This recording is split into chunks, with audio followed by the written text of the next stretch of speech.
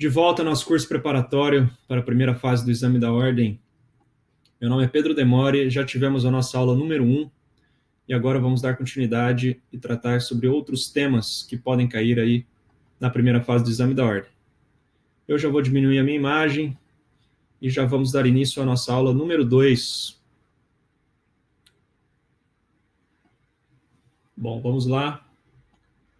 Nosso tema da aula 2 é Convenção da Apostila de Haia. É um tema muito interessante que já foi cobrado aí diversas vezes na primeira fase do exame da ordem. Eu vou elencar os seus principais pontos e ao final vamos resolver uma questão juntos. Igual eu fiz na aula 1, vamos fazer agora na aula número 2. Inicialmente eu vou elencar para vocês as diferenças entre Convenção da Apostila de Haia e Convenção da Haia de Direito Internacional Privado. A Convenção da Haia de Direito Internacional Privado foi uma convenção que promulgou a Convenção da Apostila de Haia. Promulgou a convenção. É bom você não se confundir Convenção da Apostila de Haia com Convenção da Haia de DIP, tá? Porque você vai ouvir falar sobre Convenção da Haia de Direito Internacional Privado outras vezes. Não foi só a Convenção da Apostila de Haia que eles editaram, tá? Então você vai ouvir outras vezes falar sobre a Convenção da Haia de Direito Internacional Privado. A Convenção da Haia de Direito Internacional Privado é uma organização intergovernamental que busca uniformizar temas jurídicos de direito internacional privado, tá? Então, o objetivo principal é facilitar a cooperação jurídica internacional entre os estados que compõem a convenção, tá? A convenção ela se transformou num centro de cooperação jurídica internacional, e de cooperação administrativa também, na área de direito privado. A convenção ela trata sobre diversos temas, e dentre eles a gente pode citar direito comercial, processo civil internacional, direito matrimonial, proteção de crianças e jovens, que é inclusive um tema que a gente vai tratar nas próximas aulas. Enfim, diversos temas de direito privado. Então, essa convenção ela busca uniformizar esses temas para facilitar a transição jurídica entre esses países. A primeira conferência ela ocorreu já há muito tempo, em 1893, mas foi em 1955 que, inobstante seu nome, tá, a primeira conferência ela se tornou uma organização intergovernamental, tá, após a entrada em vigor de seu estatuto, o Estatuto da Convenção da Haia de Direito Internacional Privado. Hoje, atualmente, a convenção conta com 84 Estados-membros, ou seja, uma quantidade bem relevante de países que a compõem. E o Brasil tornou-se oficialmente membro em 72, ou seja, também já há algum tempo. Agora vamos tratar sobre a Convenção da Apostila de Haia. O que é a Convenção da Apostila de Haia? Ela é um tratado internacional, tá, que visa a eliminação de legalização de documentos para uso perante órgãos públicos, eliminando os atos consulares e diplomáticos. A Convenção da Apostila de Haia ela foi apresentada pelo Reino Unido em 61. Tá? Ela entrou em vigor em 65, 4 anos mais tarde. O objetivo principal da Convenção da Apostila de Haia é evitar a necessidade de legalização de documentos por órgãos consulares. Ou seja, é desburocratizar aquilo que antigamente era entendido como reconhecimento da legalidade, que você esperava semanas do órgão consular entregar o documento legalizado para você. Agora, a convenção, agora não, né, já há um certo tempo, a Convenção da Apostila de Haia permite que essa legalização seja feita por, no caso do Brasil, cartórios. Os cartórios, eles fazem o apostilamento de documentos e você não precisa de todo aquele trâmite perante os órgãos consulares para fazer a legalização. É chegar no cartório, vai ter um modelinho do CNJ, que eu vou apresentar, vou mostrar para vocês, por curiosidade. que os cartórios preenchem os dados e dão aquele reconhecimento de autenticidade, que é justamente o objetivo do apostilamento. O apostilamento é o reconhecimento de autenticidade realizado por autoridades competentes no local onde o documento foi emitido. Os documentos brasileiros e estrangeiros não precisam ser submetidos às repartições consulares. É justamente esse o objetivo, é evitar aquele trâmite burocrático das repartições consulares e também custos, né, que antigamente era muito mais custoso. Antes do Brasil fazer parte da Convenção da Apostila de Haia, se despendia muito dinheiro para você conseguir fazer o reconhecimento da legalidade de documentos. Como eu já disse, foi assinada em 61 e entrou em vigor em 65, ou seja, já há um certo tempo que a Convenção da Apostila de Haia existe. Atualmente, 115 estados signatários, ou seja, mais da metade do mundo é signatária da Convenção da Apostila de Haia. A União Europeia toda, por exemplo, e na América também, praticamente. Se eu não me engano, só o Canadá e Cuba.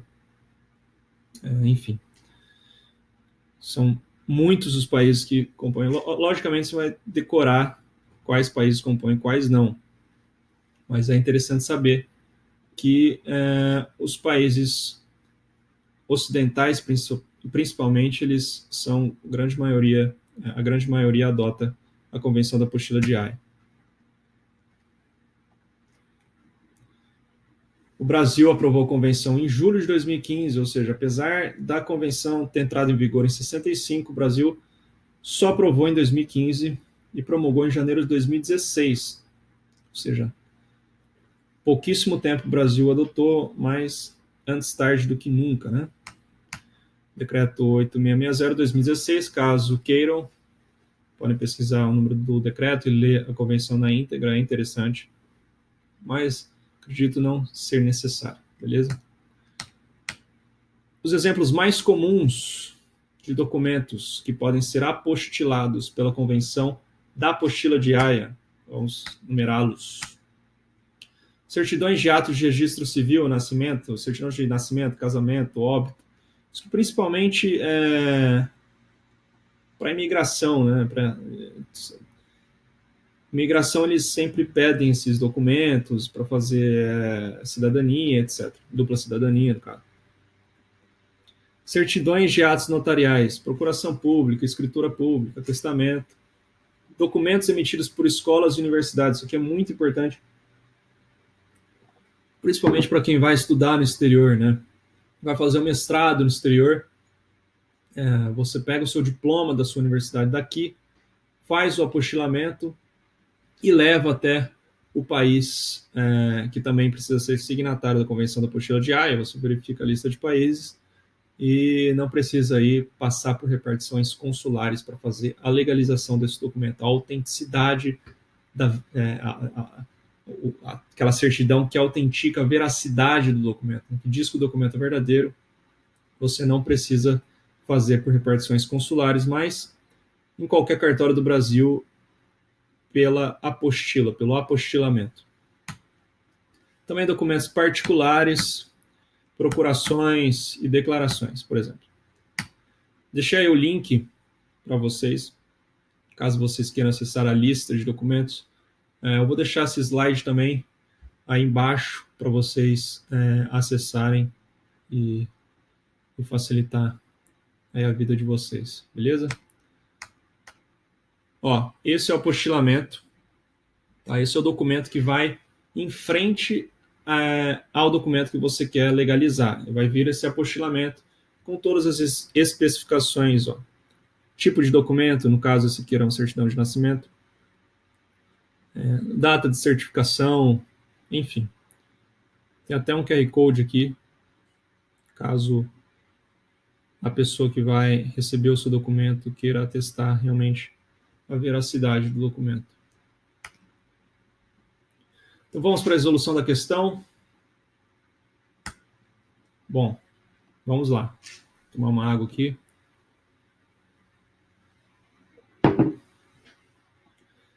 Ernesto concluiu o doutorado em Direito em prestigiosa universidade situada em Nova York, nos Estados Unidos, e pretende fazer concurso para o cargo de professor em uma universidade brasileira. Uma das exigências para a revalidação do seu diploma estrangeiro é que este esteja devidamente legalizado. Há um exemplo aí de diploma estrangeiro. Essa legalização de documento estrangeiro deverá ser feita mediante... Bom, vamos lá.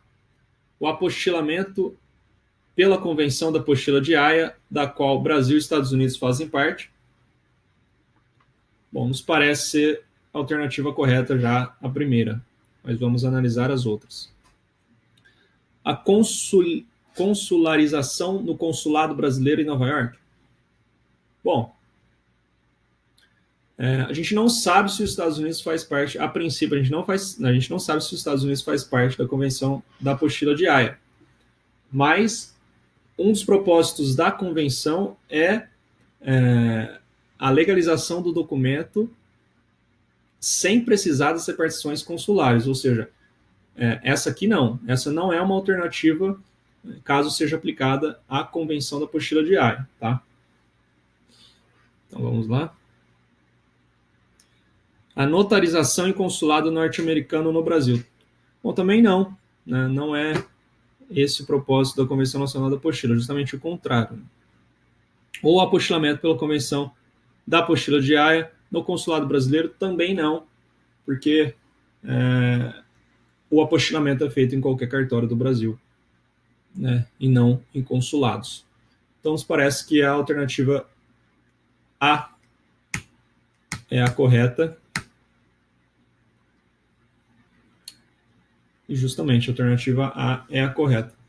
Então, a partir do apostilamento, a notarização de documentos é dispensada. Não há necessidade de repartições consulares para a legalização dos documentos. Não é necessária a consularização se os dois estados fazem parte da Convenção da Apostila. Tá bom? Um ponto interessante que é bom você lembrar é que o apostilamento ele sempre é feito no estado, no país de origem do documento, tá? Não adianta levar um diploma brasileiro de uma universidade brasileira nos Estados Unidos, por exemplo, e requerer o apostilamento lá. Esse apostilamento tem que ser feito aqui, né, no país de origem, beleza? Mas aí com certeza você não vai ter que decorar quais países fazem parte, quais não. Mas a partir da eliminação a gente consegue encontrar a alternativa correta nesse caso, que é a letra A. Beleza? Bom, fico por aqui no tema sobre Convenção da Apostila. Até mais. Forte abraço a todos.